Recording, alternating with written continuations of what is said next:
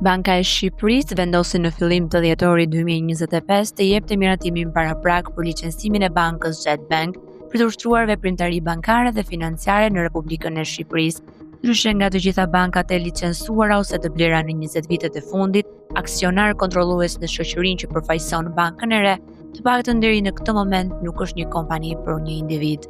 Sipas Bankës së Shqipërisë dhe ekstraktit zyrtar të shoqërisë, në momentin e aplikimit për licencë, kompania Jet Albania sotroi nga shtetasi britaniko-izraelit Idan Avishai. Avishai është identifikuar zyrtarisht në Shqipëri si shtetas britanik, i lindur në Hadera të Izraelit në 8 janar 1980. Kapitali fillestar i regjistruar i kompanisë është vetëm 3.5 milion lekë. Idan Avishai ka mbajtur deri tani një profil të ulët dhe informacion publik rreth tij është i pakët. Përfaqësues zyrtar i aksionarit në procedurën e licencimit ka qenë menaxheri nga Izraeli Gal Bardea, ish drejtori i përgjithshëm i Bankës Digjitale Izraelite, Oneo Zero Digital Bank.